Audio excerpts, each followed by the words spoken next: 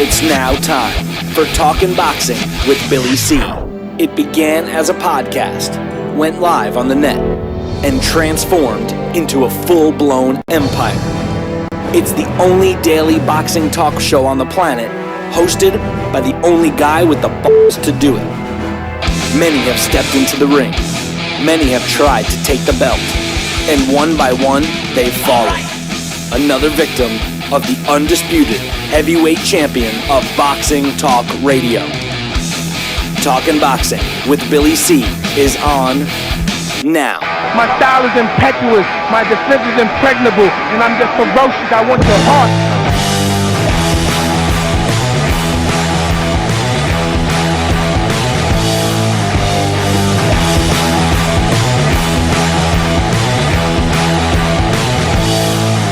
Coming to you live from the Billy C Studios in Lake George, New York. I'm Bill Caligione. It's time for the Billy C Show. Good morning, good day, good evening.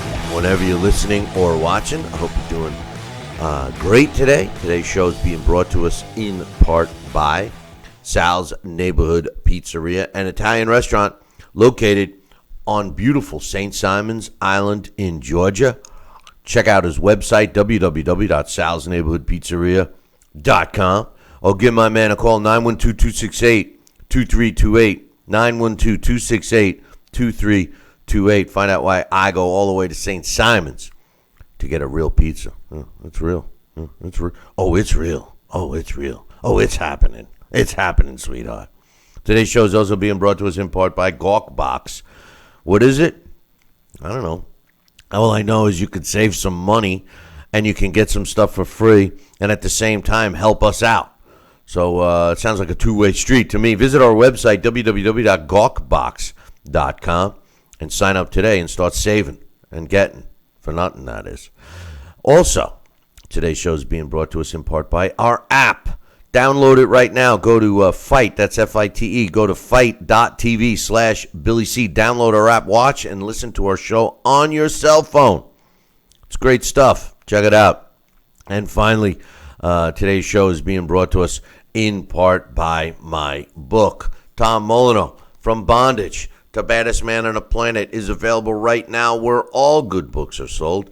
And you can get a copy of it literally right now while you're watching or listening to the show. Just go to barnesandnoble.com or amazon.com. Looking for a signed copy? Don't worry about it, man. I'll get you a signed copy. Just bump into me at the fights. I got them with me. Or you want to make life easy? Just visit our website, www.billycboxing.com, and click on the book. You can't miss it. It scrolls right there on the front page.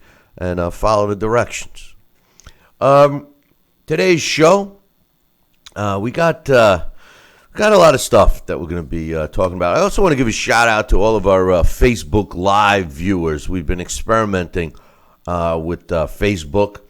And the truth of the matter is just so you guys know that you happen to be watching on Facebook, it's not the same video feeds that we have for the television networks and our YouTube channel and stuff. So if you want to get the full enhanced show with the better quality video and multiple camera feeds, go to our website, billycboxing.com, or just visit our YouTube page. It's youtube.com/talkin, TALKIN, boxing, BOXING, and you'll see a much better presentation of the show. But anyway, we enjoy everybody that's been watching on Facebook.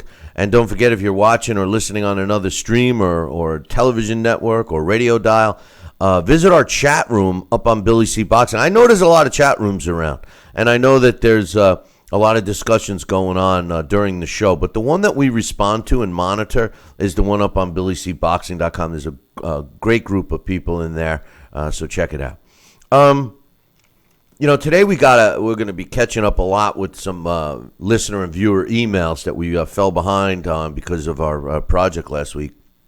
But one of the things I want to talk about today is, unfortunately, we have this great fight. I'm talking great fight. I'm talking mega fight scheduled in September between Triple G and Canelo Alvarez. This is a real fight. This is putting two guys that have been on a collision course, and I admit, I think we've had to wait a little too long for this fight, but these guys have been on a collision course for the last 3 years, and we're finally getting it. And, make no bones about it. I mean, here you got arguably the two best guys in the division fighting each other. And this is what big mega events, at least for the sport of boxing, is all about. I, for one, can't wait for Triple G Canelo. I don't even know. To me, if you would have had this, if you would have asked me who I thought would have won 6 months ago or even a year ago, I wouldn't even have hesitated. I would have said Triple G. Now I start to wonder. Canelo has gotten a little better.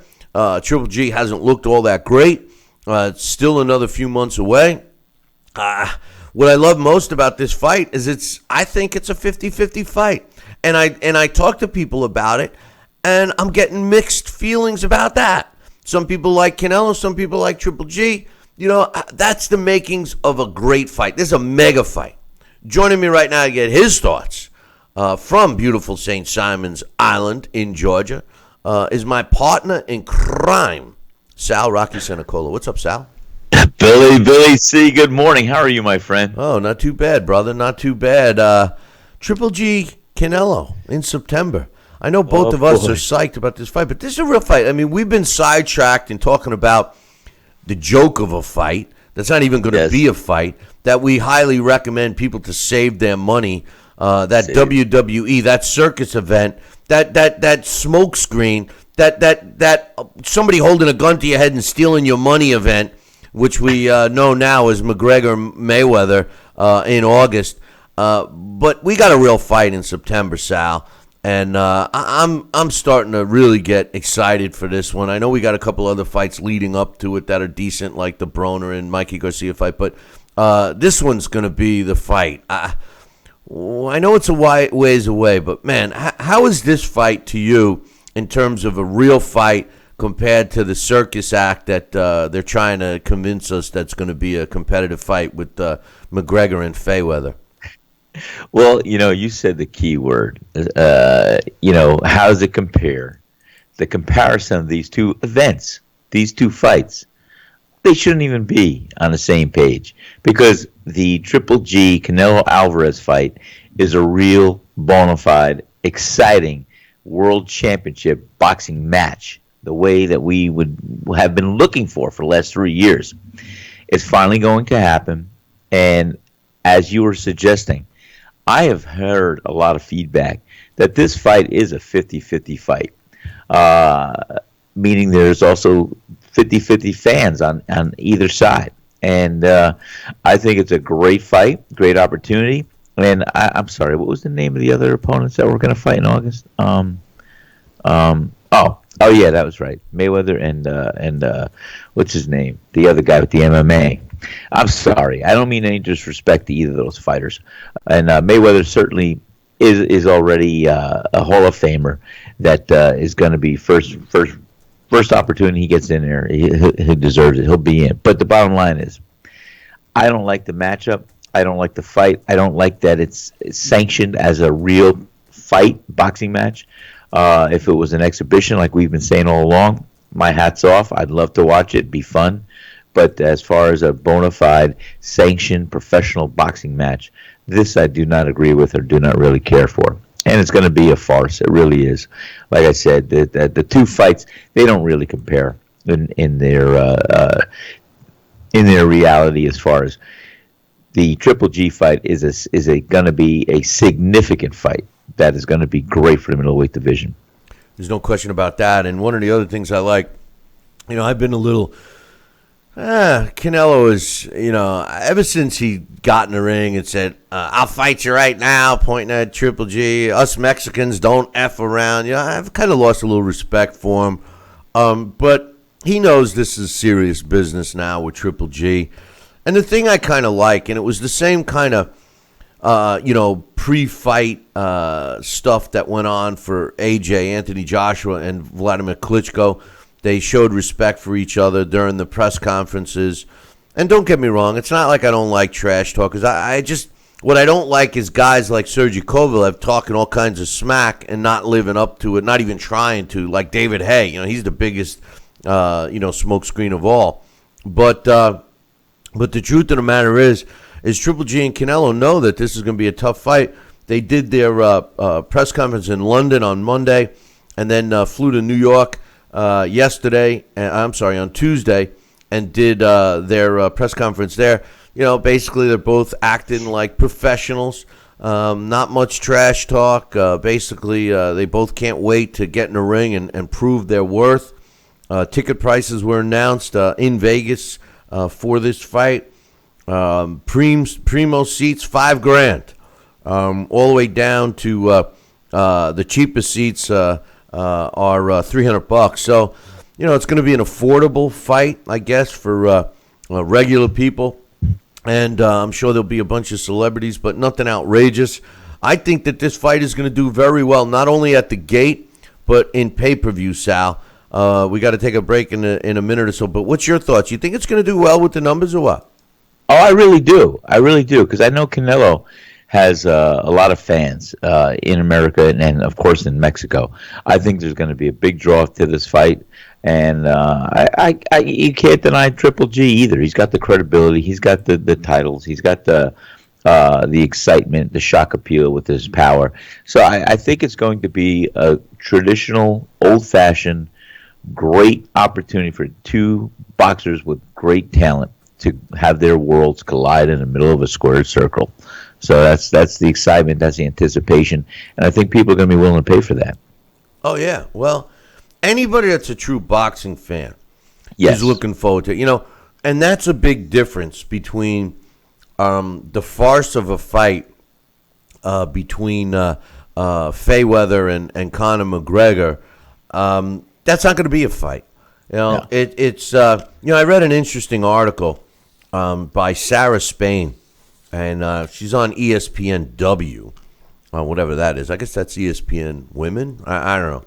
But it's an interesting article, and obviously she spins it with negativity towards women, and brings out Mayweather's a woman beater. We all know that, but she made some great points about the fact that even people that have done that before, abused women, have at least the first thing they've done, and she's brought up some other superstars that have.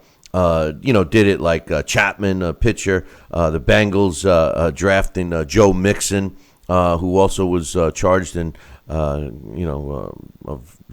beating up his girlfriend or whatever. But all of the thing that they did was they at least admitted it. She points out Floyd never admitted it. Floyd actually blames the women he beats up and says, basically they had it coming to him. And, she makes some great points about the personalities, but the best part of this article, and you guys can go check it out up there, is the fact that she says the bottom line is it's a joke. This is the biggest gimmick in sports since Billie Jean King and Bobby Riggs met in a battle of the sexes in a tennis match.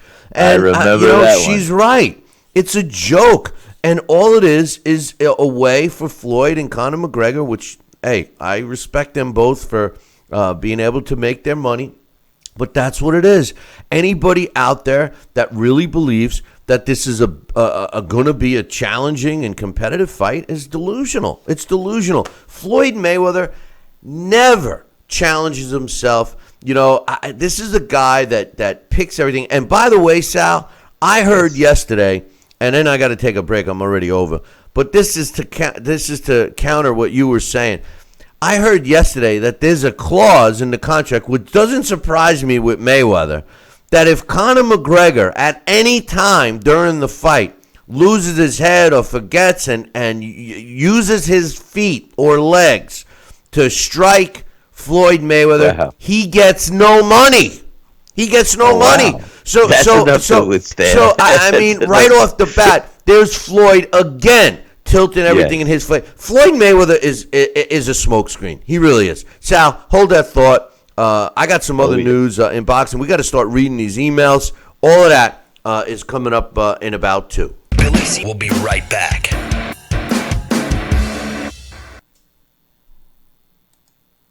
If If you or a loved one have had hernia repair surgery with mesh reinforcement and suffered infection, chronic pain, mesh migration, mesh failure, organ damage, or needed additional surgery, call the Rely On Group right now. You may be eligible to receive a cash award and compensation for your medical expenses. Your voice deserves to be heard. Call the Rely On Group to be connected with a personal injury attorney for a free consultation. Call 800-715-4869. That's 800-715-4869. Endless pools are an incredible alternative to traditional pools, making it easy and inexpensive to swim at home. Exercise year-round against a smooth current set to your desired pace and temperature. With our new underwater treadmill, you can walk or run without stressing your joints. Endless pools are simple to install and even simpler to maintain. The water stays crystal clear with almost no chlorine. Call for your free idea kit and experience the freedom of swimming at home.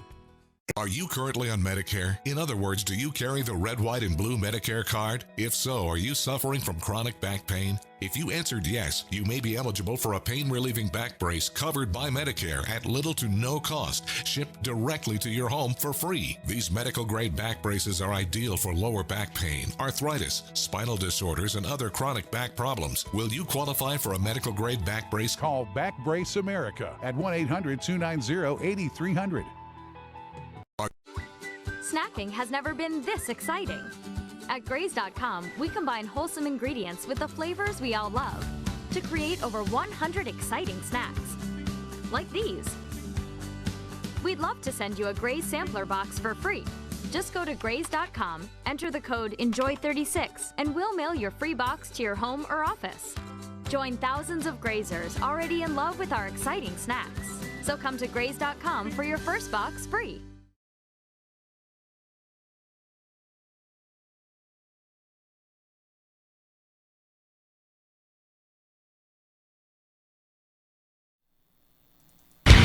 Check out BillyCBoxing.com now, or feel the wrath of the mighty mustache. Oh, that hurts! Why are you doing that to my face? I hate you. That's BillyCBoxing.com. Consider this your warning. Now back to Billy C. Interact with the show at BillyCBoxing.com.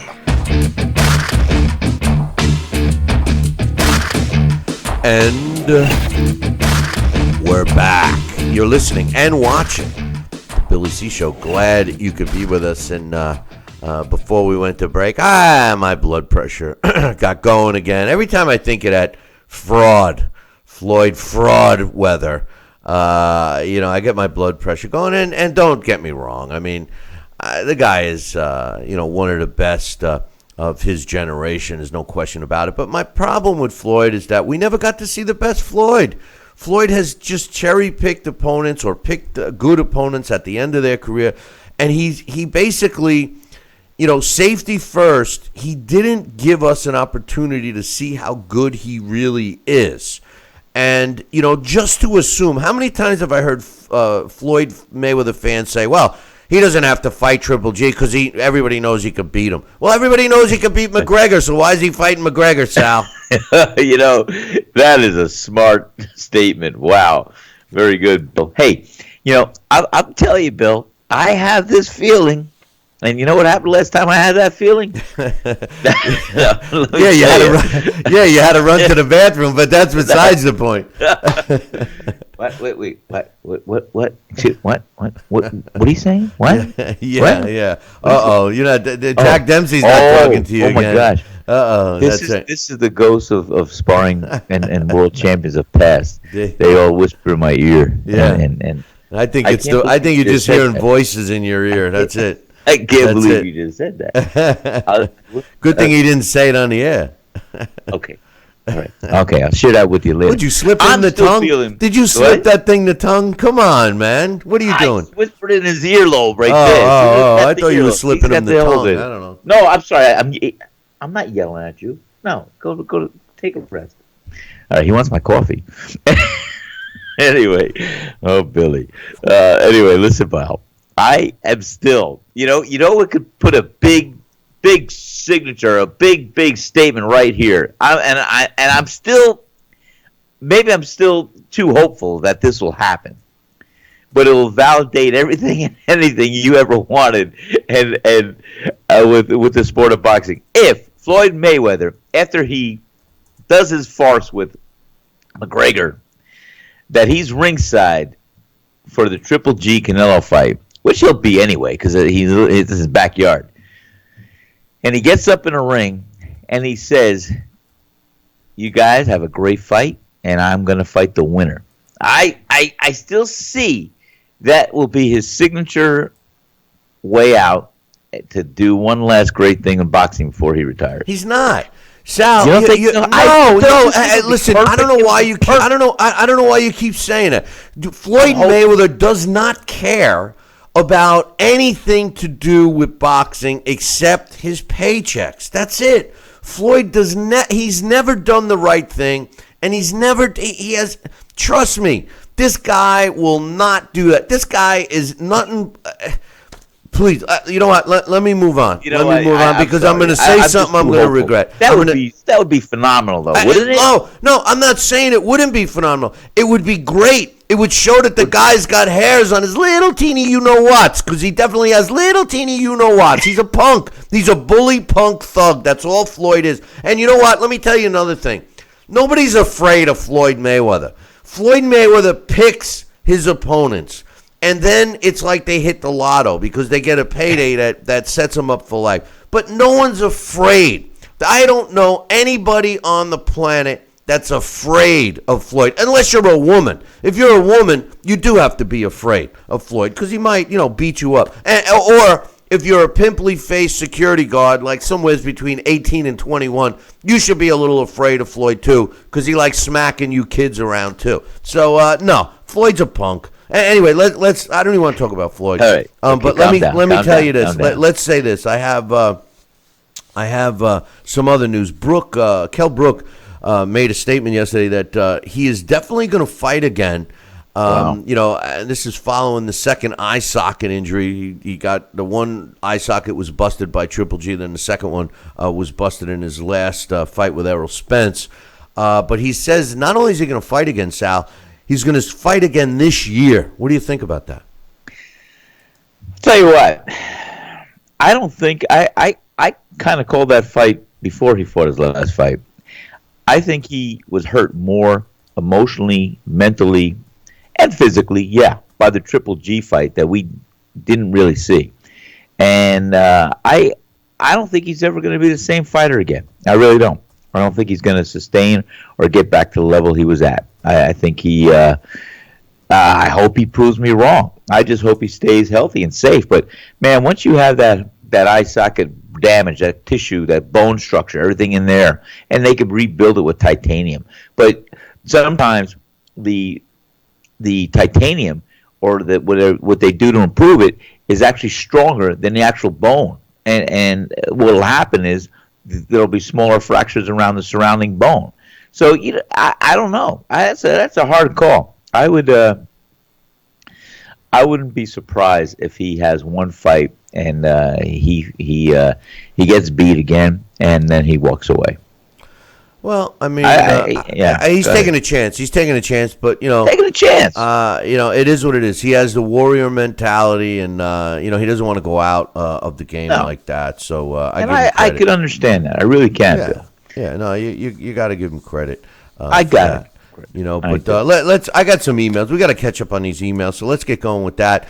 First and foremost, in Major League Baseball. The Marlins beat the Nationals 2-1. The Rays beat the Reds 8-4. Royals over the Red Sox 6-4. The Padres beat the Cubbies 3-2. Indians over the Orioles 5-1. The Yankees snapped their losing streak 8-4 over the Angels. The Cardinals and the Phillies battled it out till the 10th inning when the Cardinals pulled out and won the game 7-6. Braves and the Giants, they battled it out for 11 innings. Braves came out on top 5-3. Blue Jays 7, Rangers 5, Brewers 4, Pirates 3. The Twins over the White Sox 4-2. Diamondbacks 16, Rockies 5, the Astros 5, the A's 1, the Mariners 7, the Tigers 5, and guess what? The Mets lost again, 8-2. They fell to the Dodgers. The Mets are one sad-ass team, and it's embarrassing to even admit that I'm a Mets fan. But you don't have to do that. Oh, well, hey, listen, I you know what? I'm a loyal fan. I stick with my team. And, I can't stand, I got a comment in Facebook. I can't stand when people, call me a hater just because I don't like Floyd Mayweather. Floyd Mayweather is a guy that is all the bad things about boxing. And I just don't dislike him. I do dislike him. That doesn't make me a hater. I love the sport, and I love fighters that fight. I love real fighters. And to me, Floyd isn't one. He's taking advantage of his fans, and that's the worst. But anyway, let's get some emails. This first one's from Jesse Sal. He says, "Hey, Billy C and Sal, I read that Daniel Franco is now out of a coma and on the road to recovery. That's good news. That certainly is good news. And remember, it was an induced coma. They had to do that. But our prayers and thoughts are with the family of Daniel Franco. So yes. Hopefully he's not only recovers, he recovers as close to 100% as he can. I mean, his boxing career is obviously over. But he says, over the weekend, MMA and boxer with a record of 1-3, Tim Hague died from a hard shot from a much more experienced boxer. Tim Hague just didn't look in shape and didn't show any real boxing skill. Should this be a concern to Nevada State Athletic Commission to see that a boxer is much more experienced and has superior hand power, speed, timing than an MMA fighter? A boxer's hand skills are just too lethal, even for a professional MMA fighter. There's a reason MMA guys who are trying to box just can't make it in boxing, therefore settle in being MMA fighters. Good point. He says, I also read that Junior Dorticos is signed with the World Series of Boxing tournament. What's your thoughts?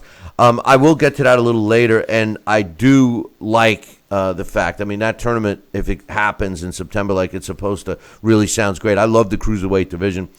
He makes a great point, Sal, about concerns that the Nevada State Athletic Commission should have. But obviously, the greed factor with Bob Bennett and the rest of the cronies at the Nevada State Athletic Commission, and we had Larry Hazard on yesterday who had a tiptoe around the subject. They're putting their own, they're being hypocritical because the Nevada State Athletic Commission they said it themselves that their first priority is boxers' safety. And they obviously are putting the boxer safety aside when concerning Conor McGregor fighting Floyd Mayweather. Now, Floyd Mayweather is not a knockout puncher. However, he will knock out Conor McGregor. I'll tell you that right now. What's going to happen in that fight is accumulation of punches plus the fatigue factor of Conor McGregor is going to lead to a late-round knockout by Floyd Mayweather, and he's going to pound his chest and act like he does for beating up a pro debut fighter. This fight should have never been approved as a sanctioned fight. As an exhibition, I'm the first guy that supports it. I'm the first guy that buys a ticket as an exhibition because that's all it is, Sal. Absolutely. No, I feel the same way, buddy. Feel the same way. And, I'll never take away the talent that or say anything different about Mayweather. I think he's got a world of talent. He fights an effective fight the way he feels he should fight. And it's not engaging. It's not standing in trenches. It's not exchanging the blows and all that stuff. But that's his style. It's worked wonders for him. And but the bottom line is this should be just an exhibition at best, and that's it. Yeah, at best, it should be an exhibition, right? That's it, man. I'll tell you, Bill. It just like I said, and you have said this guy McGregor. I'm sure he is great at what he does in MMA, but MMA and boxing are two different animals. And when I first talked to you and John about the thing, and I was making my presence back into boxing and looking at where MMA was and how it evolved. And John would say, Sal, you would have been a great MMA and this and that because of my wrestling background. I had some jiu-jitsu background and all this stuff. But, yeah, sure, it would have been. But my heart was always with boxing. And John even made a comment one time. He said something like, most boxers that find out they can't box will go into MMA and have more success. Now, whether that's true or not, I don't know. I'm just relaying something that was shared with me. Let me say this: a good friend of mine Johnny Bombs Carlo, all right? A guy that has fought every single art you can fight, whether it be boxing, karate, jiu-jitsu, everything. This guy, he's an MMA teacher. He's a boxing guy through and through. And he told me one time, and by the way, John Carlo, a former professional fighter, outstanding record, and he holds a piece of boxing history. He's actually the only fighter in boxing history to make his pro debut and knock out a former undisputed world heavyweight champion in his pro debut. And who did he knock out? Leon Spinks. So, wow. Congratulations to John Carlo. But John Carlo told me one day that, when all is said and done, he said, if you, a boxer, a good boxer, will beat any other of the arts, any other of the martial arts, including mixed martial arts, in any kind of a fight. In this case, this fight between McGregor and Mayweather is going to be all in Floyd's favor. It's going to be in a boxing ring. They're going to have a big ring, 24-foot ring. They're going to be boxing with, the biggest gloves that they could have, et cetera, et cetera. So the truth of the matter is everything is in favor of Floyd, because that's the way Floyd is. Everything's got to be in his favor. So when you add that to the mix, and like what John had told me, Connor doesn't say, listen, the people that are buying this are basically not in the know. That's it. Anyway, let me read another email. This one's a long one. Actually, geez, I got to take a break. I'm past my break time. Why didn't you say something, Sal? I was going to hint. I was going to raise my hand. I got to go. We'll be right back. We got to take a break. We'll be right back. Billy C will be right back. Part of the Billy C Boxing Network. Endless pools are an incredible alternative to traditional pools, making it easy and inexpensive to swim at home. Exercise year-round against a smooth current set to your desired pace and temperature. With our new underwater treadmill, you can walk or run without stressing your joints. Endless pools are simple to install and even simpler to maintain. The water stays crystal clear with almost no chlorine. Call for your free idea kit and experience the freedom of swimming at home. Are you currently on Medicare? In other words, do you carry the red, white, and blue Medicare card? If so, are you suffering from chronic back pain? If you answered yes, you may be eligible for a pain-relieving back brace covered by Medicare at little to no cost, shipped directly to your home for free. These medical-grade back braces are ideal for lower back pain, arthritis, spinal disorders, and other chronic back problems. Will you qualify for a medical-grade back brace? Call Back Brace America at 1-800-290-8300. Snacking has never been this exciting. At Graze.com, we combine wholesome ingredients with the flavors we all love to create over 100 exciting snacks. Like these. We'd love to send you a Graze sampler box for free. Just go to Graze.com, enter the code ENJOY36, and we'll mail your free box to your home or office. Join thousands of Grazers already in love with our exciting snacks. So come to Graze.com for your first box free. Endless pools are an incredible alternative to traditional pools, making it easy and inexpensive to swim at home. Exercise year-round against a smooth current set to your desired pace and temperature. With our new underwater treadmill, you can walk or run without stressing your joints. Endless pools are simple to install and even simpler to maintain.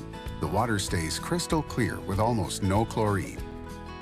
Call for your free idea kit and experience the freedom of swimming at home.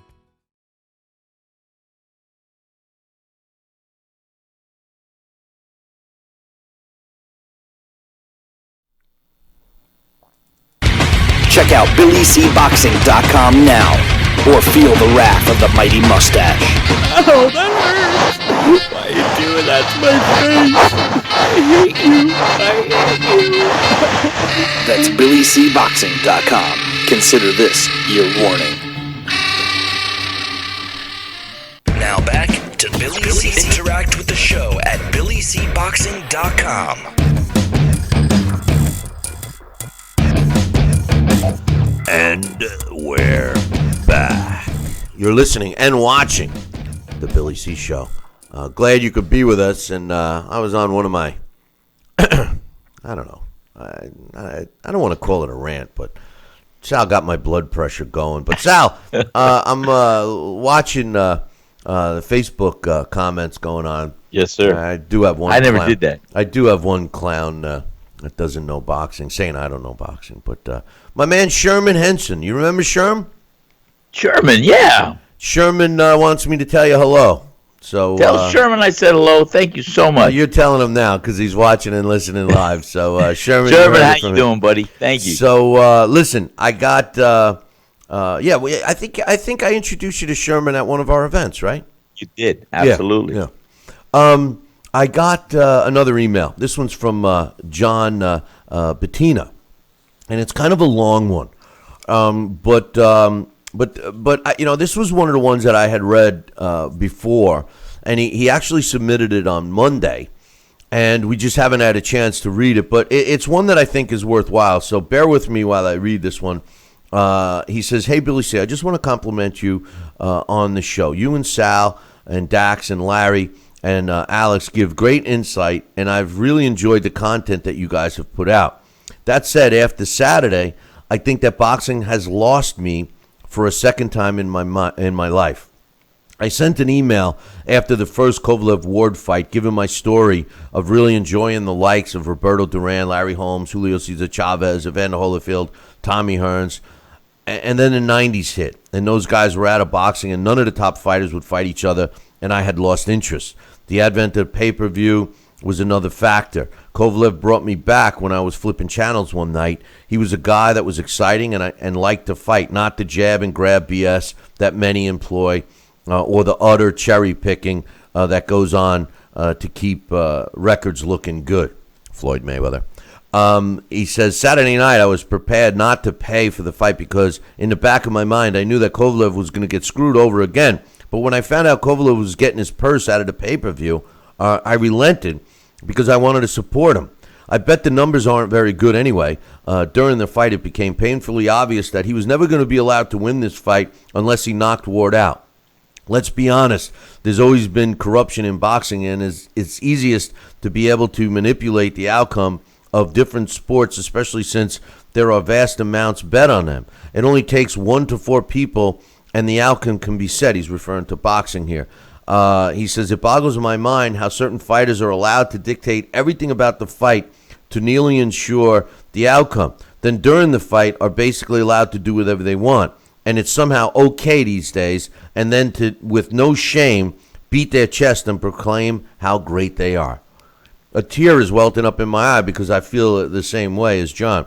He says, the lead up to and the fight card itself just had a different feel, much darker and almost sinister. This may be a coincidence, but I'm really beginning to wonder otherwise as the conspiracy side of me is coming out. But the first card with these two fighters and Rock Nation as a major part of the card, both of the co-main events ended with very disputed decisions, with Rock Nation fighters being the beneficiaries. This card with Rock Nation in total control, the co-main event fights both end in controversial KOs on very disputable illegal punches. More than likely coincidence, but with consecutive times it starts to show a pattern in any case. He says, "I have other questions. Why all of a sudden did Virgil Hunter start working with Ward to knock out Kovalev when he couldn't even get Brand out of there and much bigger punches barely rocked Kovalev? I saw that they were blaming Ward's right knee having a tear. The story is BS because didn't Ward pull out of a fight because of a slight inflammation of that not long ago? Sure enough, he had more pop than the first fight. Riddle me this. How does a 33-year-old man gain considerable muscle and power that he's never shown before that point in just 7 months? I have a guess, but I can't prove it. But I do know that Ward was involved with Balco and Victor Conti. Someone that isn't afraid to bend and break the rules won't have too much hesitation in becoming a better athlete through chemistry.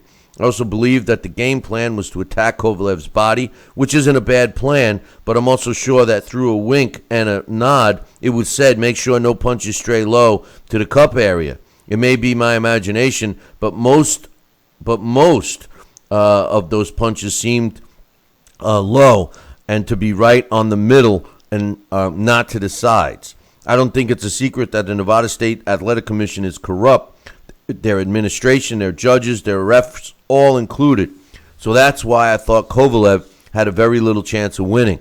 He was a sacrificial lamb sent to the slaughter. But in the end, isn't the referee's job other than to monitor and regulate the action to protect the fighter? Weeks can say what he wants. He saw those shots were low, and he didn't do anything. In the end, he may have been complacent, but again, he can't prove it. I never boxed, so you'll have to ask Sal how bad it is to get hit on the cup with a punch. I did play baseball through college, and my hands weren't always the best, and the ball found my cup, and it still wasn't something I wanted to happen often. This is why I think it was a borderline sinister, and this man could really have ended up getting hurt, and there was no one to protect him. Weeks should never get another paycheck for refereeing again, as this was a borderline criminal, especially if he was given special instructions, if you get my drift. In the end, Kovalev could have exacted justice and scrambled Ward's eggs a few times, and then he probably would have been DQ'd, but he didn't. I think that the saddest thing of all is that all of the hard work that he put in, all of the travel to the other guys' homes was taken from him by an establishment and an arrogant prick in question in a shady manner in which he had very little chance. In my opinion, he's done as a big-time fighter. He's getting old for one thing. He can still crack, so other fighters aren't going to want to pay money to get in the ring with him. No matter what he says, I don't think he will ever be champion again. Too little time, too much work, and maybe too many good young fighters in the light heavyweight division. Honestly, I do think that I may be done as a boxing fan. I'll never spend another dime on a pay-per-view. I'm sure that if Kovalev fights again, I'll probably watch, but that's about it. I can find other things to do to occupy my time instead of this corrupt BS that we call boxing these days. The Flomos and Wardians can have it because it isn't worth a damn right now. And it may be dead in America and in a not-too-distant future. It may be dead in America in a not-too-distant future.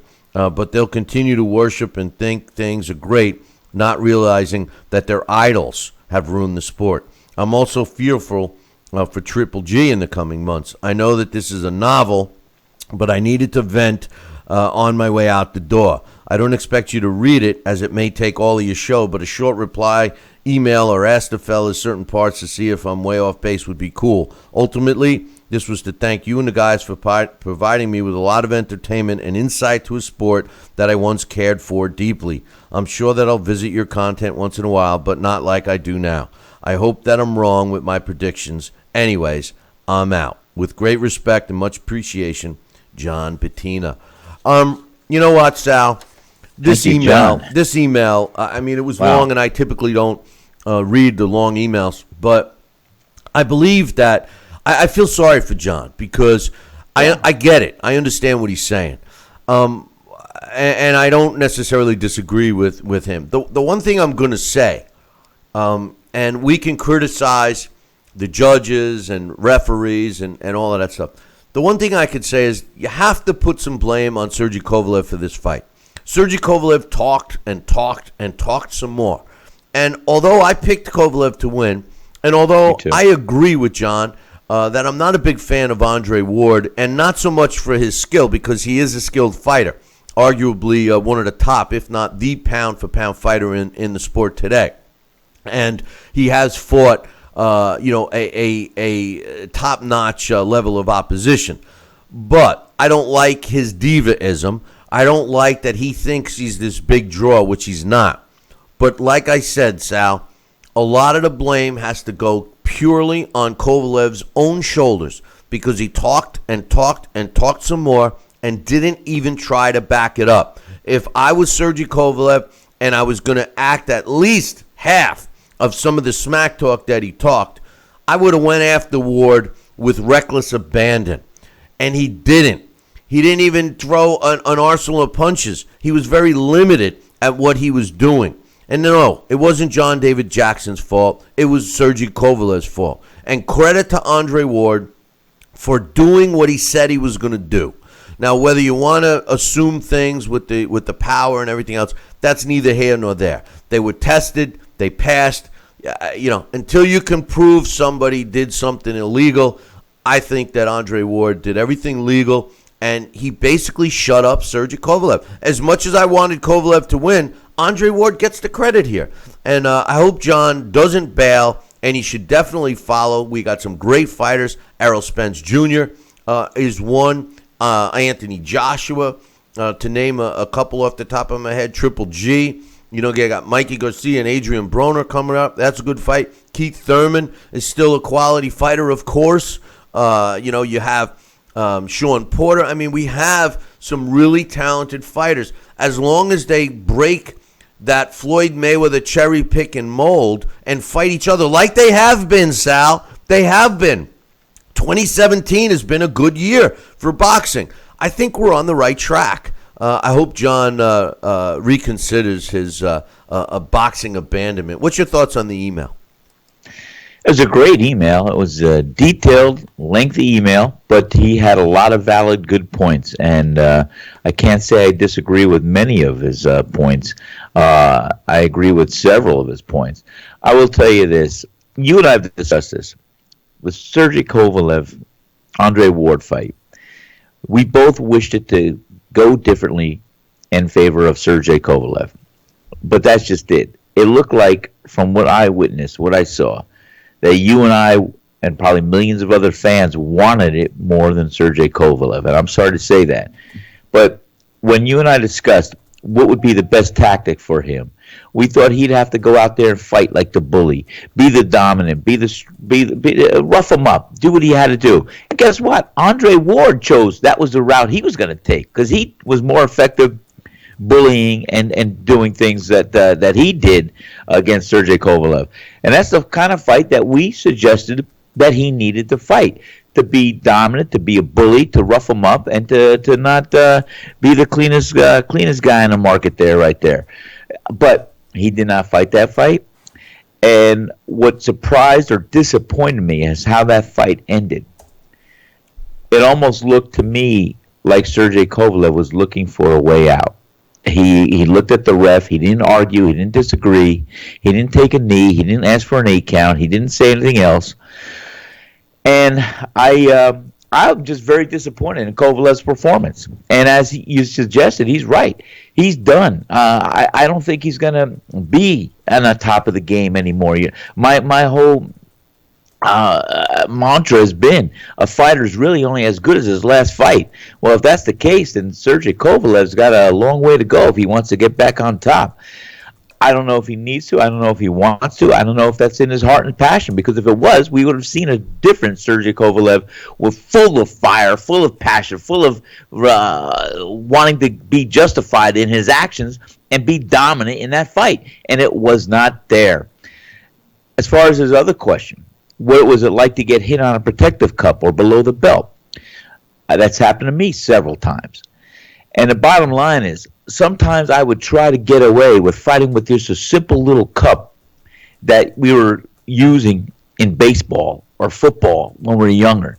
But they will not allow that in the boxing terms. And why did I say that? Because those cups fit regularly, real tight and real good, and stay where they're supposed to stay. When you're wearing a protective cup in the boxing world, it's a leather belt hooked up. It's cumbersome. It's bulky. It has loose straps in the back.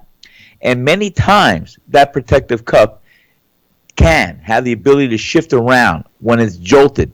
Now, when you're hit flush on the belly button or on the belt line, it still has the ability to torque or to move that cup. And then when you get hit on that belt, that protective cup could bounce and hit and move you where you should not want to welcome a pain. So that cup, I don't know, it does get painful when you're hit there. I've been hit several times in my boxing career, hit right on the belt line or below the belt. And it's not so much a direct impact to the genital area that would hurt, as much as it was having that cup torque in position when the belt gets hit or something and then hit you.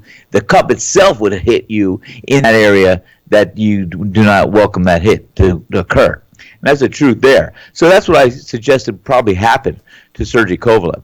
But the bottom line is he didn't even that last minute, he could have asked for a standing 8 count. He could have done more to show that he was still in the fight, still wanted the fight. And Bill, for me, I just don't have any answers. I wish I did, because you and I had him ahead by 1 point going into that last round, that end of the fight. I don't know. I was very disappointed in his performance anyway, because he should have been dominant. He should have been the bully, and he should have been going out at him from the get-go. The bottom line is that Ward won the fight, and he did, and you can't take it away. He fought the fight. No, he fought a guy that said he was going to do this. I'm going to do this. I'm going to do that. I'm going to do this, and Kovalev did nothing. Ward gets the credit. End of story. Everything else we have to put aside. I'm not a big Virgil Hunter fan, but you know what? Virgil Hunter said, "I'm training Ward for a knockout this time." And he got the knockout. I've always said that I thought that Andre Ward, 6 years ago when he was doing the Super Six and Floyd was active and everybody had Floyd Mayweather as the pound for pound, my argument was I felt that Andre Ward was the pound for pound number one fighter. And the reason why I said that was because Andre Ward had fought the better opposition.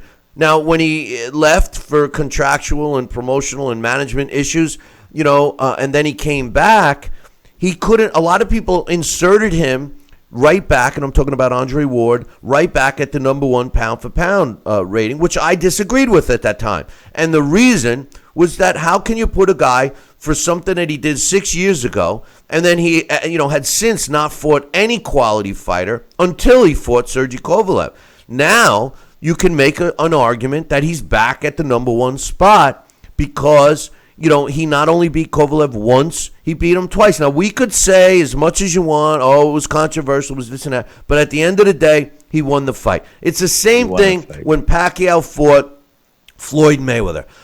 I thought that Manny Pacquiao would have won the fight. He needed to be aggressive, and he needed to show no respect to Floyd. He didn't do it. But what made it worse, and Floyd won the fight. And I can't believe that people actually think that Pacquiao won the fight. That even pisses me off. And everybody knows everybody knows I'm not a Floyd fan. But let's face it, Floyd won the fight. Hands down, he won the fight. As a matter of fact, he rocked Pacquiao in one of the rounds. But at the end of the fight, what happens? Pacquiao, I don't want to make an excuse, and he starts with the excuses. My shoulder, my this, my that, I had a hemorrhoid. Come on. Listen, there's nothing worse than a fighter that says, I don't want to make excuses, but, oh, Jesus, here comes the excuses. You know what? Take the fight. You'll lose the fight. Take the loss like a man. This is the fighting business. I'm sure they would take the win as a man, take the loss as a man. It's the same thing when you have train. My man Sherman Henson is in the Facebook room right now, commented, and I'm sure he will agree that when you're a trainer and you're talking and there's a lot of we's, we need to do this, we need to do that, we need to be aggressive, we need to do that, and then the fighter loses, and then a good trainer will say, we didn't have it tonight. But the bad trainers will always say, after we, the trainers will say, he didn't do what I told him to do. He didn't hit this. He didn't do that. Next thing you know, we turns to he. And it's like, give me a break. Give me a break. Anyway, we got some other emails. So true. It is, so though. True. It is. But we got another email. This one's from my man, Rick. And this is an interesting one. Rick says, hey, Billy C. and Sal. Have either of you guys or any of your listeners ever heard of Woodward's Pavilion in San Francisco? BoxRec shows that it had over 100 fight cards from 1896. Wasn't that the year you graduated high school? 1885. 1896, right on up to a couple of days before the 1906 earthquake that destroyed most of San Francisco.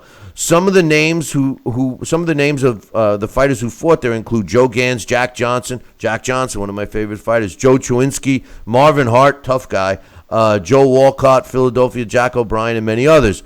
I can't find much about the pavilion online because it's mentioned on BoxRec, and it's mentioned in some old newspaper articles that I found in 1902. I did come across several articles about Woodward Gardens, which consisted of a large park including a zoo and an aquarium, which is located now on 13th and Vallecina Streets but this apparently closed down in 1897. BoxRec has a Google Map link for Woodward Pavilion, which you put up where the present-day City Hall is located, about a mile or so where Woodward Gardens was. I'm guessing that the pavilion was destroyed with the rest of the city in the earthquake, but interestingly enough, 2 years after the earthquake, BoxRec lists one last fight card at the pavilion, and the first one since the earthquake, between Lynn Truscott and Young Choyinski, which took place on February 22nd, 1908. This intrigued me, this email, because I normally read the emails live, and Sal and I like the shock factor of certain things. But this one I had glanced over, and that's why we put it aside for today, like the one from my man John. And I reached out to a guy that would have known this question, because I looked and tried to do a little research on Woodward Pavilion myself, and I found the same thing that my man Rick found. But I reached out to the guy that knows it all when it comes to this kind of stuff, Henry Haskup. And Henry Haskup said the same thing, Rick, that it was a very popular fight destination and venue until the earthquake that destroyed San Francisco in 1906. He also added that the fight that you found up on BoxRec that took place after in February 22nd, 1908 is an error, that fight indeed took place prior to the earthquake. So that's a typo error. But unfortunately, like a lot of stuff in the city of San Francisco, a lot of places that were hot spots, especially in the sports world, prior to the earthquake, were lost forever. So great point by Rick, bringing us back in time a little bit. But all your research was 100% correct, Rick. Interesting thing, we forget about something that happened over 115 years ago, Sal. Yes, we do, and that's amazing. Yes, that was a good point. Boy, I'll tell you. Very good. How was it? I mean, it must have been pretty tragic when you were living through that, right? Well, yeah, but it was. I was just a young kid. Yeah, that's true. You were just young. Yeah, here's somebody that lived through that, right? Sal, we're not going to get in trouble for missing the break. This time we're going to take a short break, and when we come back, I got a couple of more emails. We got some more news to talk about. All of that is coming up in 2. Billy C will be right back. Part of the Billy C Boxing Network.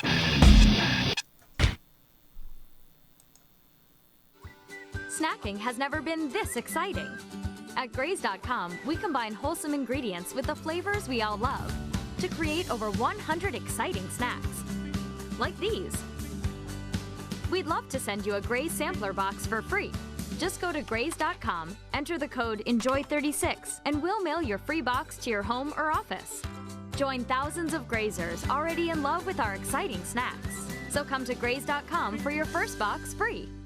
Are you currently on Medicare? In other words, do you carry the red, white, and blue Medicare card? If so, are you suffering from chronic back pain? If you answered yes, you may be eligible for a pain-relieving back brace covered by Medicare at little to no cost, shipped directly to your home for free. These medical-grade back braces are ideal for lower back pain, arthritis, spinal disorders, and other chronic back problems. Will you qualify for a medical-grade back brace? Call Back Brace America at 1-800-290-8300. This message is for all Americans that owe $10,000 or more in back taxes to the IRS. Look, I know you want to keep ignoring those letters, but the problem isn't going away. It's really stressful, and you don't know where to turn. The good news is you have rights, and we can help resolve your IRS problems.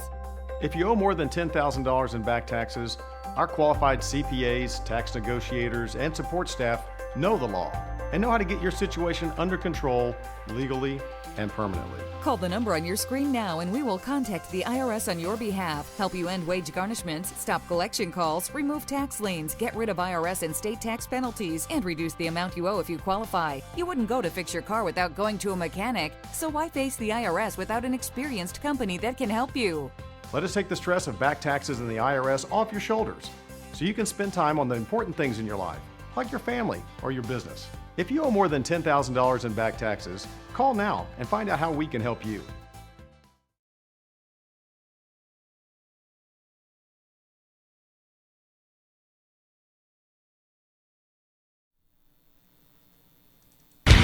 Check out BillyCBoxing.com now, or feel the wrath of the mighty mustache. Oh, that hurts. Why are you doing that to my face? I hate you. That's BillyCBoxing.com. Consider this your warning. Now back to Billy C. Interact with the show at BillyCBoxing.com.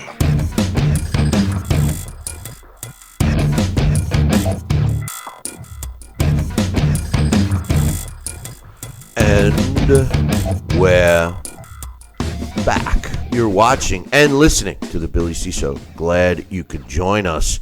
And we're in the middle of catching up with some emails that have kind of built up a little bit. And I had just read one from Rick, my man Rick, longtime listener. I know Rick has been watching and listening to this show for a long time. And speaking of that, if you're a new viewer or listener, we've been doing this show for 14 years. 14 years already. Rick's got another one. And this one's kind of a serious one. He says, I'm sure by now you heard about all the shootings at the UPS here in San Francisco. Didn't get much coverage because of the congressman shooting, but 4 people were killed and more were wounded. He says, I worked at that hub for 10 years and just wanted to let you know what a huge community of boxing fans worked there. There were always at least 8 or 9 of us that would get together for every big fight. Guys from all different departments and pay scales, from suit and tie managers to the drivers, all the way down to the freaking security guards.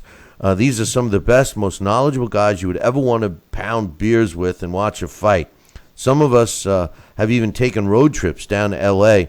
and out to the desert to attend the fights that were taking place. In fact, Billy C., the very guy who turned me on to your show almost 10 years ago, I knew that Rick was listening for a long time, was working on the main line this morning when the shooting occurred. Another one of my friends on that line had just been over to my house a couple of weeks ago. We were just hanging out watching Larry Holmes fights and drinking a few beers, and it turned out to take 5 hours. That's what kind of fight fans work at UPS in San Francisco. Thankfully, all of my friends made it out of there okay. I knew who the shooter was from work along with the victims, although they were not in my circle of friends. I'll tell you what, though, Billy C., I wish you could have been over to my boy's house for some of these great fight gatherings. You'll never find a better, more fun group of guys to watch the fights with. You know, I appreciate that email big time, Rick, and I'll tell you why. Not only does our thoughts, prayers, and condolences go out to the victims of the shooting, but it puts a little bit of, you know, I don't know the word I'm looking for, but positivity in my thoughts about the sport of boxing, because what Rick describes here, Sal, is exactly what boxing was all about. I mean, we talk about the great time, the great era. Oh, the last great era of boxing in the 80s.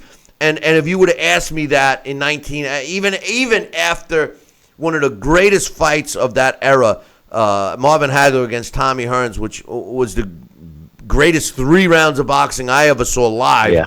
If you would have asked me after that fight, hey, do you think we're witnessing the last great era of boxing? I would have laughed at you. I would have never in my life thought that was the last great era. I had thought at that time that the previous eras were better than that. And to fast forward it now 25, 30 years and to see what we're dealing with now, we're jumping for joy for what we're getting in 2017. You know, the part that's missing is exactly what Rick is describing here. There's not enough boxing fans. The fans, I say this all the time, Sal, a fan today that might follow a guy, like a Floyd Mayweather, let's say, they're not lifelong fans because they're Floyd Mayweather fans. Now, there's nothing wrong with that. You know, as much as I don't like him, I don't hold it against his fans. I value the fact that they're fans. But what I want is boxing fans. I don't want the fans that follow a guy like Floyd Mayweather, for example. I'm using him for an example only because he's, if not the biggest name, one of the biggest names in the sport today. You know, if Floyd retires for good, are you still going to be a boxing fan? And I'm nervous that there's not. Lifelong boxing fans is what we need. And the only way to create them is to create a sport of boxing, which it used to be like, where the best fight the best, and where fighters have to prove beyond any reasonable doubt that they're better, they're something special. And that's something that we're kind of lacking today, Sal. True, Bill. And, being a boxing fan is something that a true boxing fan, yes, you may have your favorite fighter that you follow and that you feel like you're right in his corner. But along that line, you will also have favorites in every weight class. You may have a fight you would follow most of the fights in the weight class. A true boxing fan that loves the sport of boxing. You'll have your favorite, but you'll just respect the sport of boxing, and you'll see there's good talent in all weight classes. And you're a lifelong fan. It's hard to say. Like I said many times when I was training with Ali Stoltz, Chicky Ferrara, Richie Giacchetti, Don Turner, this one, that one, some of these great trainers I had in my corner and working with me, I would always, the light would go off and I'd get what they were showing me and I'd say, wow, that's great. That's the best thing it's great. It felt so good. It's natural. And I said, Sal, and I would thank them. And they'd say, Sal, do me a favor. One day, make sure you show that same thing to a fighter who needs to learn. Something like that. And that's the old school. That's what they wanted to do. Maybe they were so passionate. Maybe they had the insight that they knew the only way that boxing was going to continue on the plane and where it was in their mind and eyes in their era was to have it duplicated on some level by people that were passionate and that people that were going in there with the same belief ability that the sport is so high up there and it could only be coveted by the people that truly love it and live it as a lifelong boxing fan and participant. And I really truly believe that now, looking back. No, it's true. It's true. There's no question about that. I mean, one of the things, and Rick points it out. I mean, I don't know. Does that still happen? You think that? I mean, today it seems that you start talking about a boxing event. The only boxing events that casual boxing fans or a casual sports fan, Monday morning around the water cooler, the only fights they're talking about are the big fights that make the news. The Triple G Canelo will be a fight that people talk about. I mean, realistically, more people should be talking about Adrian Broner against Mikey Garcia. That's going to be another decent fight. I mean, Adrian Broner's got a lot to prove in that fight. Mikey Garcia, I call him a blue-collar boxer. I mean, I wish that they were following the sport fully, not just the newsworthy fights. Well, it's true, and it was always a Monday morning water cooler office talk. People would gather around and say, "Hey, did you see that fight this weekend? Did you see this? Did you see that?" I don't see that happening as much today.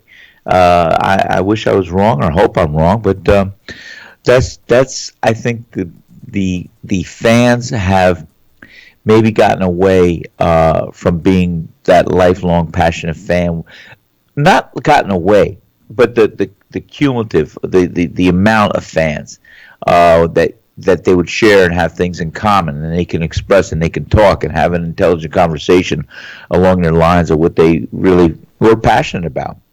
And I think because a lot of the things that were coveted in boxing just haven't been duplicated and passed down the way that it should be. I don't know. And that goes with families too. I mean, like I said, my family, it was they were all they came over from Italy and they watched boxing. It was a big entertainment. It was a big thing. I had family members from those earlier generations that came over from Italy that fought and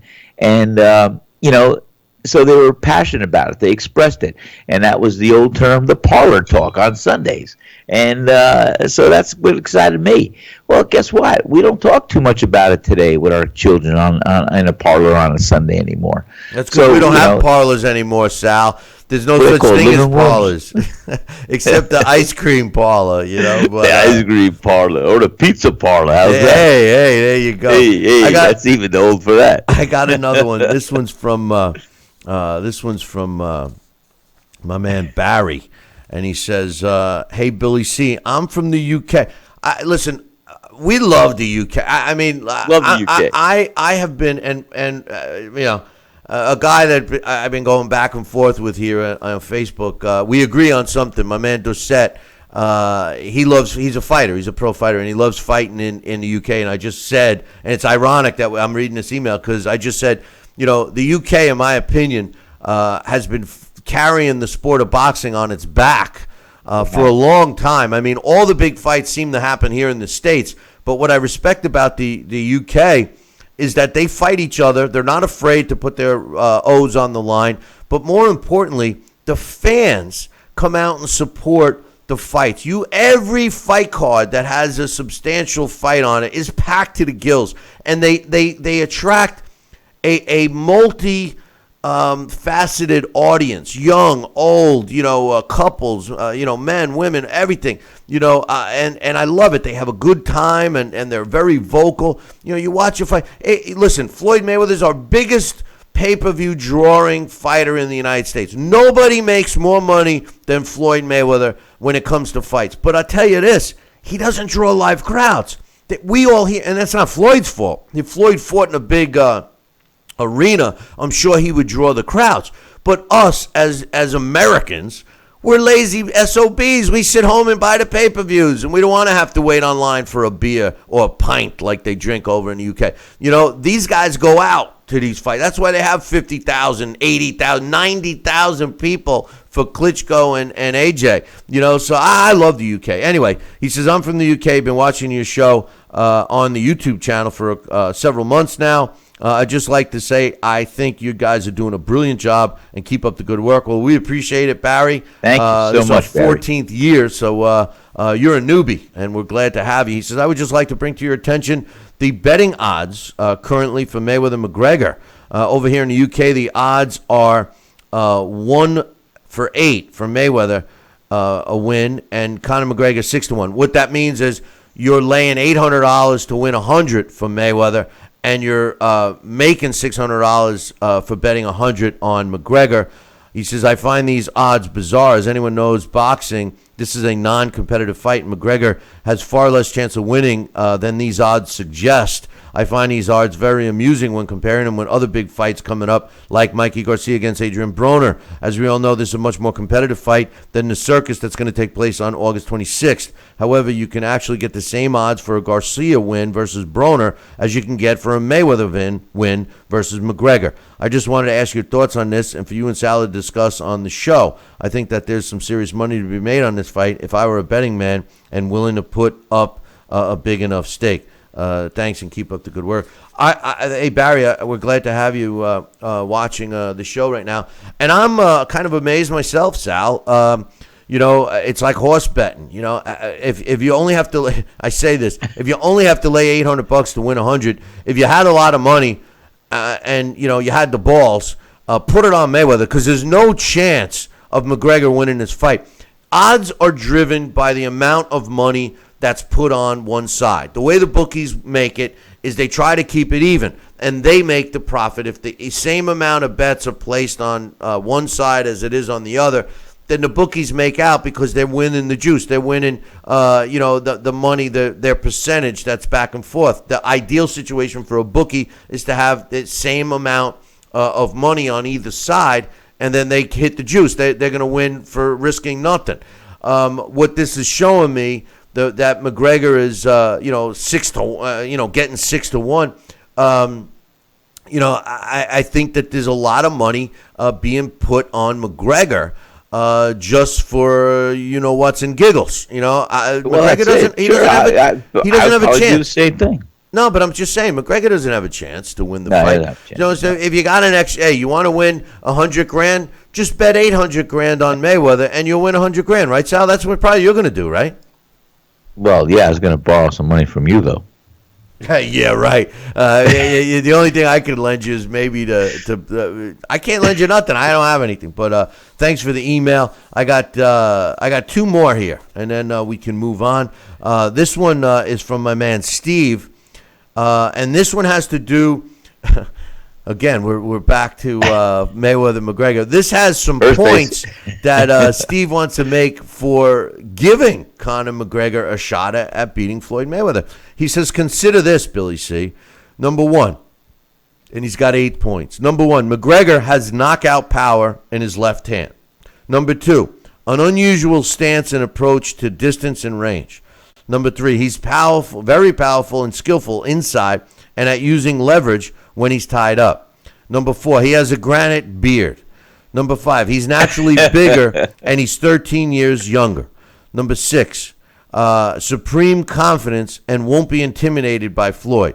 Number seven, has a good shot at getting in Floyd's head at the press conferences. And number eight, a very unorthodox style Floyd won't have faced before. I will say this. Let's address the point. Floyd Mayweather, he may be 13 years older, but Floyd Mayweather, and this is coming from a guy that's not a fan of Floyd, but you can't deny one aspect of Floyd Mayweather. Floyd Mayweather has always maintained being in shape, whether he's fighting or not. Floyd Mayweather has always maintained not only being in shape, but he lives clean. He may be beating up on women and kicking kids around and stuff like that, but he's not drinking, he's not smoking, he's taking care of himself.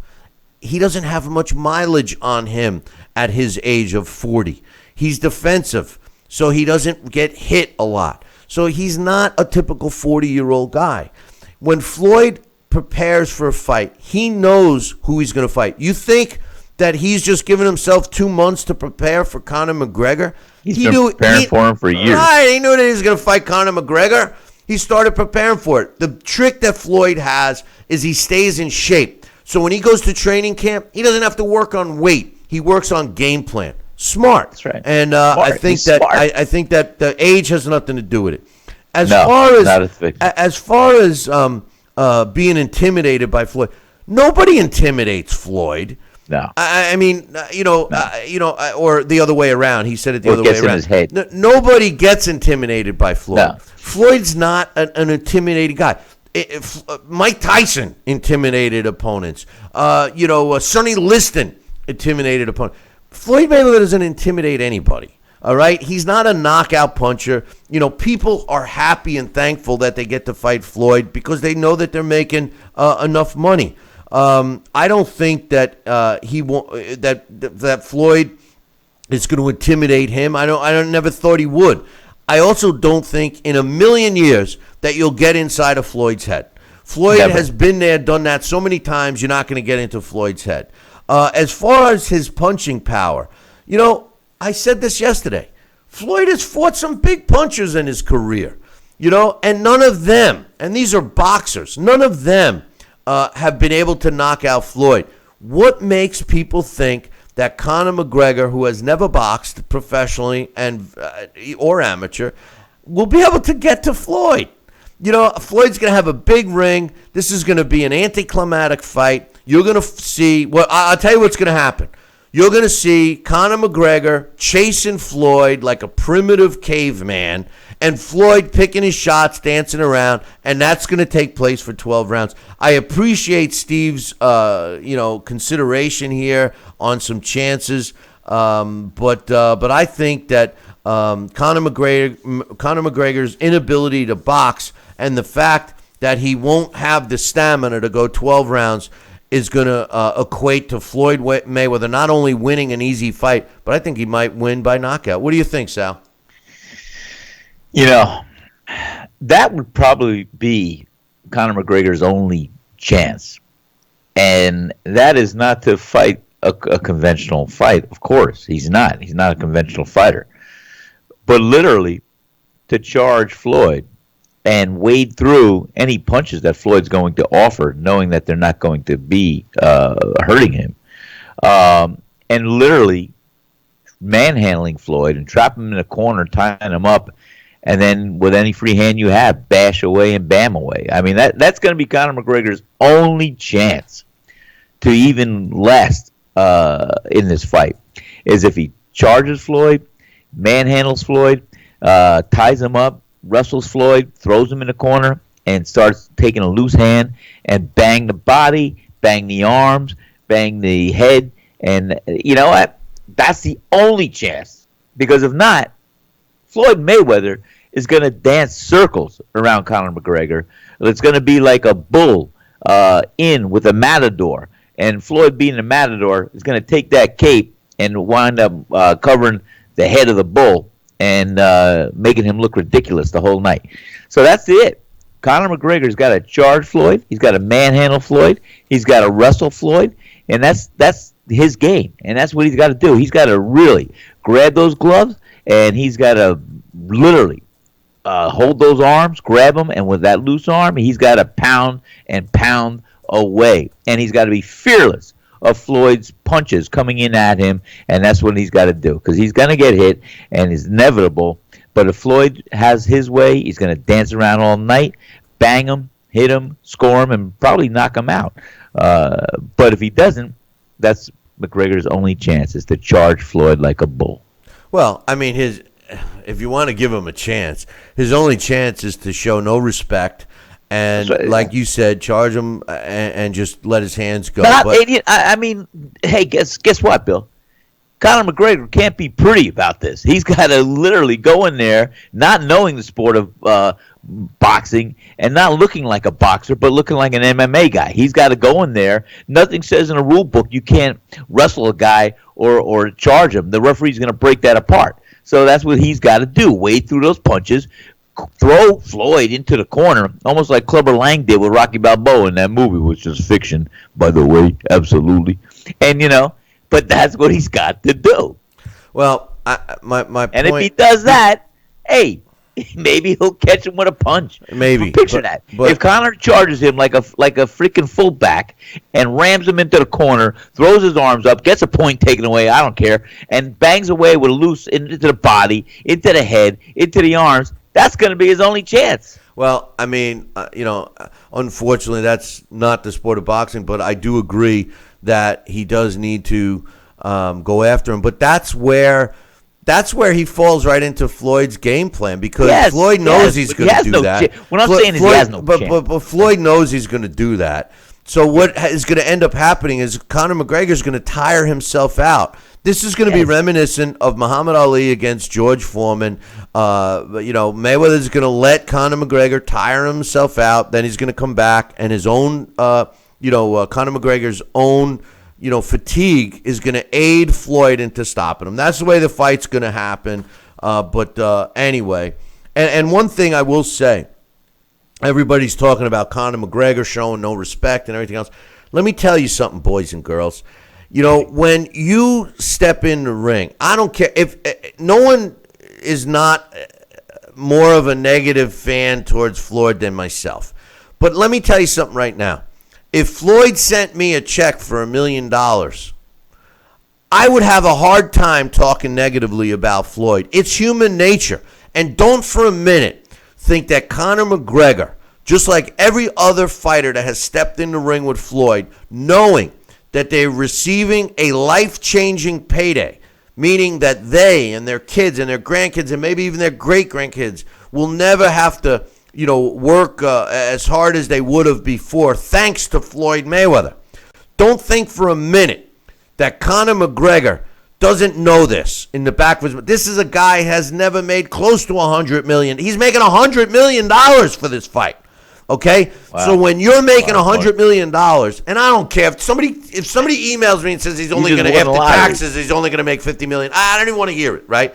Because even somebody that gets $50 million cash in the bank, all right, how can you go with the I want to kill this guy attitude when you know that the guy across from you just set up your life and future generations of your family? It's human nature. Even the meanest, baddest person on the planet would have to respect the guy for that. And I say, even from myself, a guy who feels that Floyd is not great for the sport, and I give him credit for inside the ring. I don't like his antics outside the ring, but even myself, I'd have to admit that if he sent me a check, it would be hard for me to be negative about him. I mean, it's just human nature. I mean, we're only human, right? I mean, come on, But anyway, I got another letter. This is from my man Jeff from Pennsylvania. He says, hey, Billy C., I just listened to you read your letter to Bob Bennett and the Nevada State Athletic Commission regarding the McGregor-Mayweather fight. I believe you're 100% on the mark with your remarks. This is only a detriment to the sport of boxing. All about the money. There's nothing to be gained for boxing except the huge amount of money it'll generate. As you stated, as an exhibition, this would still generate tons of money. Everyone would enjoy an entertaining evening, possibly with some of the funds going to a worthy cause. I appreciate you taking the time to express your feelings and the feelings of many of us who are your loyal listeners. Regardless of what the record shows, there will always be an asterisk next to Floyd's 50th win, pro versus amateur. Let's face it, Mayweather stands to make a fortune, and regardless of the effects on boxing, he is all about himself and all about the money. Actually, the most entertaining aspect will most definitely be the build-up. This McGregor can jaw every bit as much or more than Mayweather. I believe by fight night, Mayweather will legitimately be irritated and angry. Mayweather usually wins these talking battles, but this McGregor is extremely hard to shut up. Regardless of the billing, I'm going to take this just as what it is, an entertainment exhibition. He says, I love your post-fight shows. Many times after a fight, I'm still all geared up to, rather than go to bed. These shows are excellent to hear your immediate thoughts and compare them to my own. Sometimes I listen to your show in the morning, sometimes as I'm driving to a meeting at work, and many times as I exercise in my garage. I thoroughly enjoy every episode. Well, thank you very much, Jeff. And, we pride ourselves on keeping the interest level up. The thing is that Floyd Mayweather is not going to be rattled by the jargon of Conor McGregor. He's not. I mean, whether you like Floyd or not, Floyd's a master at that. He has calculated every aspect of this fight, including the buildup. It's not going to be competitive. The letter that I wrote to Bob Bennett has gotten a lot of response, and I want to. I'll read it again because thanks to Jeff. But I have to take a break here. But I want to. Many people were asking me how they can send a letter to Bob Bennett. Now, Bob Bennett and the Nevada State Athletic Commission has not responded to my letter or my email. So therefore, they are not willing to man up and give us their official response and reasonings of why they approved a pro debut fighter to fight Floyd Mayweather, who's arguably the best pound for pound fighter of his era, and most definitely, even if he lost this fight, a first ballot Hall of Famer. And by the way, he's 49-0, 49 professional fights plus an Olympic career against a guy who's never fought a fight. But let me give you Bob Bennett's email address, then I'll take a break and I'll read this real quick as we get to the next part of the show. The email address for Bob Bennett is Bob Bennett, BOBBENNETT, Bob Bennett at boxing.nv.gov. So that's Bob Bennett with two N's and two T's, BOBBENNETT at boxing.nv.gov. Drop him an email. Tell him you heard, our comments, and I'm going to read you my letter again after the break, and voice your opinion.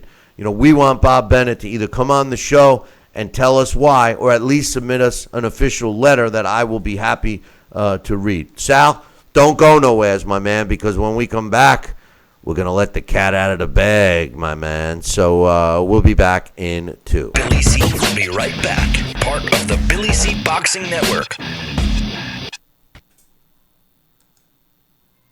Tell me, Kenny, how is it you rub my belly so fine with that secret rub of yours?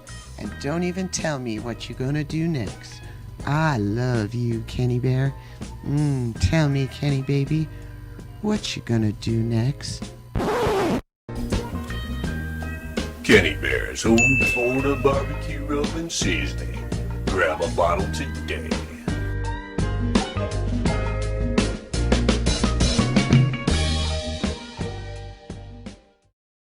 Are you currently on Medicare? In other words, do you carry the red, white, and blue Medicare card? If so, are you suffering from chronic back pain? If you answered yes, you may be eligible for a pain-relieving back brace covered by Medicare at little to no cost, shipped directly to your home for free. These medical-grade back braces are ideal for lower back pain, arthritis, spinal disorders, and other chronic back problems. Will you qualify for a medical-grade back brace? Call Back Brace America at 1-800-290-8300.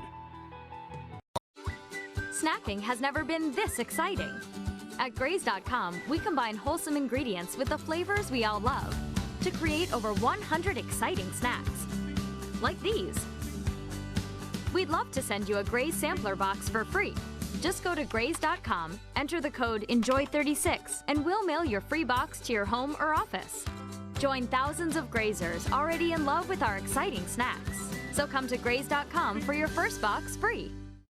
Endless pools are an incredible alternative to traditional pools, making it easy and inexpensive to swim at home. Exercise year-round against a smooth current set to your desired pace and temperature. With our new underwater treadmill, you can walk or run without stressing your joints. Endless pools are simple to install and even simpler to maintain. The water stays crystal clear with almost no chlorine. Call for your free idea kit and experience the freedom of swimming at home.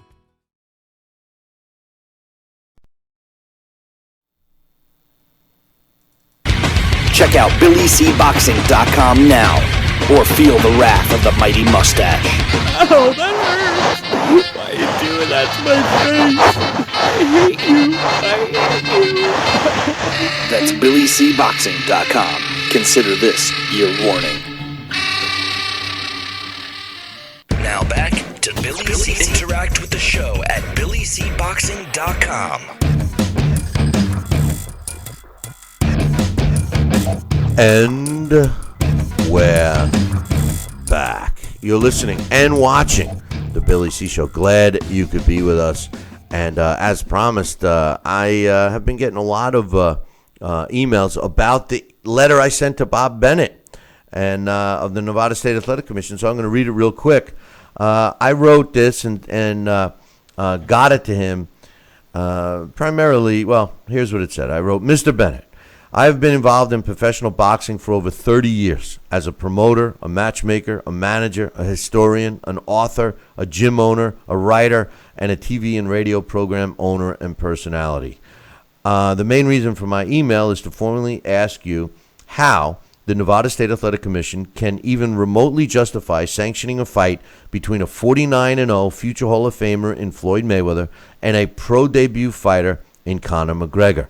I totally understand that Conor McGregor is a very accomplished UFC MMA fighter and could arguably be considered the Floyd Mayweather of the UFC. However, boxing is boxing and MMA is MMA, just like football is football and baseball is baseball. Please understand that if this was an exhibition, I would be 100% supportive. But to have this count as a real fight, one that will give Floyd Mayweather his 50th win, along with the place in history that he will land in as a result of the win, is nothing less than an outrage and is disrespectful to all of the previous fighters in the sport of boxing. Everyone involved can still benefit from the fight being defined as an exhibition, but only the history of boxing is at stake when it comes to it being a sanctioned fight. Is pro boxing not important enough for a commission to consider its value history? I heard you say this past weekend during the horrific Ward Kovalev 2 boxing event held in Las Vegas that the Nevada State Athletic Commission's first priority is the fighter's safety. How are you protecting Conor McGregor by allowing him, who has no boxing experience, either professionally or as an amateur, fight a fighter in Floyd Mayweather, who many regard as today's generation's best professional fighter? I would love for you to come on our TV and radio show to voice your opinion, or if you wish, send me your official statement on the issue, and I will read it on air. I'm a boxing guy through and through. I've come up with many ways to make pro boxing better, from helping to protect fighters and their futures, creating a fail-safe way to create a pro boxing league that would have the four major sanctioning bodies thriving, etc., etc., etc. Mayweather McGregor is nothing more than an exhibition. In a boxing ring, McGregor does not stand even a remote chance of winning, and worse than that, the fight itself will be anticlimactic. This fight will set the sport of boxing, not MMA, just boxing, back decades. The sport is slowly coming back, and this fight will end all chances of boxing being able to thrive once more. I understand that the fighters and the promoters and the TV networks, casinos, and the Nevada State Athletic Commission stand to make a lot of money, but I think it's time to put greed aside and do the right thing. This was the letter that I had sent to the Nevada State Athletic Commission, and to be honest with you, we haven't heard back, and that kind of bothers me, Sal, because I think that he should have at least sent us his official BS statement on why they approved this fight. Well, he should definitely acknowledge the fact that he read your email and received it and says whatever he wants to say to validate what the decision process was in making this fight happen. So, yeah, I agree with you, Bill. It's a shame. When did you send it? Well, I sent a letter and an email on Monday.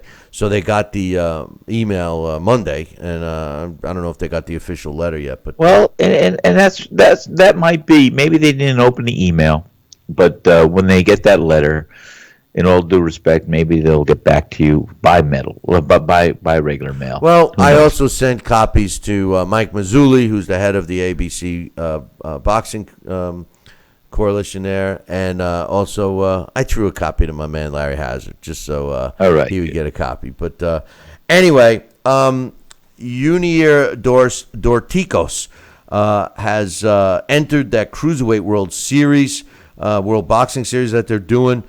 He joined some other really good fighters that have already signed, Murat Gaziov, Marius Briedis, and Krzysztof Ladzarak.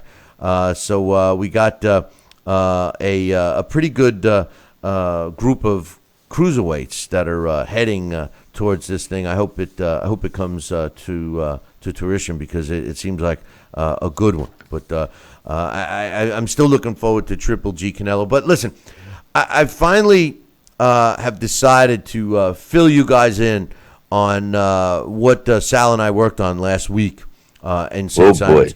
We were asked to create some pilot shows for a new program that we're doing. And it's already been picked up by 4 television networks. And what we're planning on doing, we created a pilot for each one. And what Sal and I did was, I had come up with this idea. The show is called Boxing Revisited. And what it is, it's what we have is Billy C's Boxing Revisited is the official name of the show. And what Sal and I did was we worked together with Steve Lott and Boxing Hall of Fame Incorporated out in Vegas. And we took some fights that we have the rights to rebroadcast to, some excellent fights that had some significance during the time that they took place. And we re-aired them, rebroadcasted them, but not just rebroadcast. What we did was we gave basically a pre-fight history of what was happening in the sport with these respective to the 2 fighters that we were going to talk about, what the significance of the fight itself had, and then we broadcast the fight. But the best part is Sal and I called the fight as if it was happening live. We took out all the crowd noise, all the BS stuff from especially some of these fights that were older fights, and we called the fight like it was happening now. And we scored the fight based on today's scoring criteria, whether it we scored it based on a 10-point must system. Some of the fights went more than 12 rounds, so we just counted it as as okay. We had to bend a little there. And then at the end of the fight, we discuss, how our scorecards looked, if it was different than the official event. And then we give you a brief, post-fight of what went on with these guys' careers afterwards. And as part of our event that we're doing on August 26th, August 25th and 26th down at the Sea Palms Resort, in St. Simons Island. We're going to have some celebrities there that we're going to announce some of them tomorrow, hopefully. And, not only will you have that as part of this event, we're doing the 2-day event. You'll have a meet and greet with everyone there. Autograph, chances. There'll probably be some memorabilia there. There'll be current fighters there, et cetera, et cetera. Then on Saturday, the day of the McGregor-Mayweather fight, Sal and I are going to do a couple of the boxing, Billy C's Boxing Revisited shows, new ones that we haven't done live. We're going to put them on a big screen, and we're going to have all the people that are coming down for this in there as a live audience. And it's going to be fun. We're going to call it like they're happening live and get your response as a live audience. Then after that, we're going to show the McGregor-Mayweather fight so we can all be critical of that. So our point is, come on down to Saints. Oh, I've left out an important part. We're also going to have a golf tournament. Giving away some prizes, yeah. So, we want you guys to come on down and enjoy a weekend at the Sea Palms with us. And basically, it's a way to kind of soften what an anticlimactic BS fight McGregor-Mayweather is going to be. And instead, we want you to come on down and hang out with us. We'll have a great time. And, Sal, I'm looking forward to it, my man. Oh, Billy, me too. I mean, we talked about it, and just like we talked about going over these old fights and stuff. And, I mean, it's exciting. I mean, I had a great time with you here last week, and watching these fights and in comparison to what we see at times, and that's just stellar. And then, this whole weekend would be just special, from a Friday night meet and greet kind of thing where we all could talk and chat about some things and get to know one another for a lot of our fans out there. And then the Saturday golf tournament and the fight with the revisiting of the fights and color commentating the way we love to do, and the audience there being the people that will be joining us. And then, of course, that fight and the post-fight. And we're going to have a good time. It's going to be great. Maybe even Sunday morning we do brunch together. Who knows? We might do the Billy C's Boxing Revisited Friday night. After the meet and greet, because the golf outing. People are going to want to do that, and obviously they'll be playing golf with each. I guess we'll do some kind of a team, and there'll be a celebrity with each one and all that stuff, and so that'll be fun. And then after the golf tournament or outing, however you want to call it, people are probably going to want to relax a little bit and get ready for fight night. So maybe we'll do the Billy C's Boxing Revisited on Friday, or either way, it's going to be a jam-packed. I think that's a good idea. Maybe right after the meet and greet, Bill, we could do that. Yeah, I think the bottom line is, based on what I've been hearing from boxing fans and stuff concerning the McGregor Mayweather fight, a lot of true boxing fans are very upset and sick over the fact that this fight was actually made. But on the other hand, a lot of MMA fans all feel that McGregor has a chance. So it's probably going to do pretty well with the pay-per-view. But what we're trying to do is say, hey, if you're a diehard boxing fan, and most diehard boxing fans are watching or listening to this show, come on down. There's some great package deals available. The powers that be at Sea Palms Resort have made it very affordable for you to come down and enjoy the St. Simons area. They have packages based on double occupancy. They're even coming up with like a couples package where, if a husband and wife want to come down, and maybe the wife wants to sit around and lounge out at the pool while the hubby goes and plays golf, well, then they have a package geared for you there. If you want to come down and do everything but play golf, then they have a package for you for that. If you want to come down, the packages include the breakfast, which Sal and I had their breakfast the other morning. It was pretty good. What was it? The main event. The main event. It was called. How apropos was that, Billy? I know. There we were with one of the managers of Sea Palms, Tim, and we're looking at the menu, and boom, it hit us. What are we gonna have? Well, there's a breakfast called the main event. Yeah. Hey, they gotta do it, man. Yeah, no, we did. We had the main event. It was good. But the truth of the matter is we want you to come on down. You know, we're gonna have going to be a typical Billy C get together, very loose.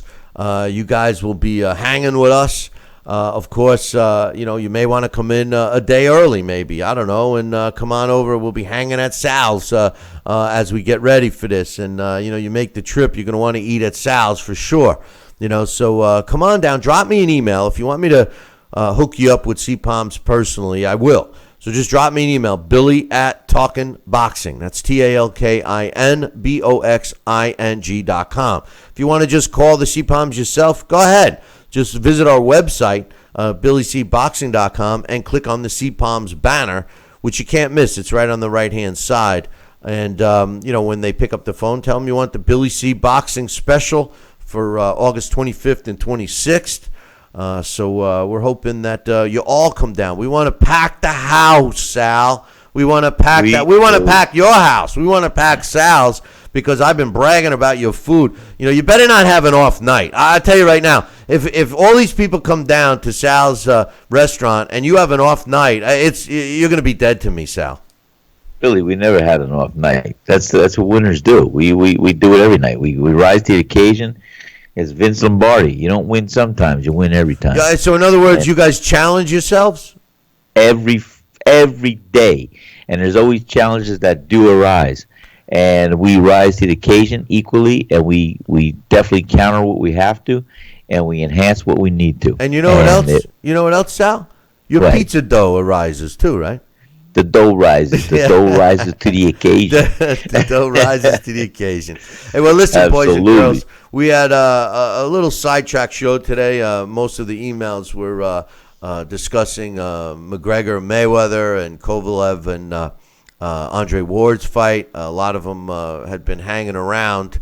We were so backlogged, but my topic was still let's focus on Triple G Canelo because that's a huge mega fight coming up in September. One that I can't wait for. But in any event, hey, make sure you stick around because on tomorrow's show, Sal and I will continue our discussion. We'll get you caught up on all of the latest boxing news.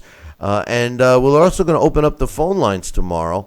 So we want to get your thoughts and comments about maybe Ward Kovalev or maybe even McGregor Mayweather, and hopefully more discussion on Adrian Broner and Mikey Garcia and Triple G and Canelo Alvarez. I mean, a lot of stuff to talk about, lots of positive things going on in the sport of boxing. So listen, if you have the time tomorrow morning, we'll open up the phone lines and give you your chance and platform to voice your opinion. But anyway, the show is over, and I will tell you this. Make sure you tune in tomorrow morning. Same bat time, same bat channel. Until then, I'll leave you with this. Ciao, baby.